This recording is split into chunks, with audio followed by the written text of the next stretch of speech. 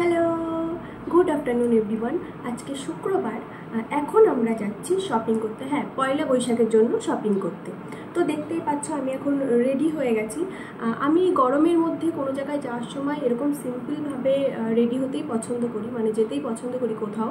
তো আমি এখন রেডি হয়ে গেছি, তো চলো এখন যাওয়া যাক। টাটা। তো ও এখন গাড়ি বের করছে আর আমিও এইদিকে রেডি হয়ে গেছি। এই হেলমেটটা পরলে না আমার খুব মাথা যন্ত্রণা করে। সবাই ভাবে যে হয়তো ছোট সেই কারণে, কিন্তু না, এমনিতেই আমার মাথা যন্ত্রণা করে, আমি কোনো হেলমেট পরতে পারি না। তো দেখতেই পাচ্ছ আমরা এখন বেরিয়ে গেছি, এটা গাইঘাটা বাজার।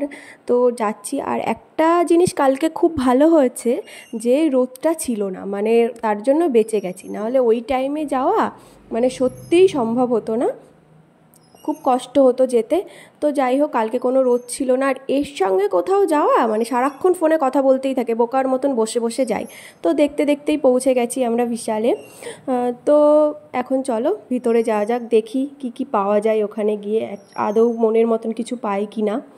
তো এই যে ভিতরে এসে গেছি, এখন দেখছি বাচ্চাদের ড্রেস যেখানে সেখানেই আমরা যাই, কারণ মেন ওখানে আমরা সোনা বাবার মানে জামা কেনার জন্যই গেছিলাম, আমাদের কোনো কিছু না।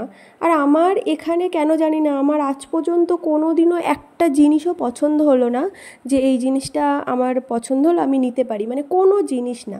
মানে অনেক প্রচুর কালেকশান আছে এখানে, কিন্তু আমার কিচ্ছু পছন্দ হয় না, কেন জানি না। মানে সত্যিই আমার একটাও পছন্দ হয় না, যেগুলো মানে একটু পছন্দ হয় সেগুলো আমি পরি না। তো আমাদের শপিং করা শেষ, এখন বাইরে বেরিয়ে এইগুলো দেখছিলাম, মানে ফুলগুলো খুব ভালো লাগছিলো, তাই একটু ভিডিও করে নিলাম।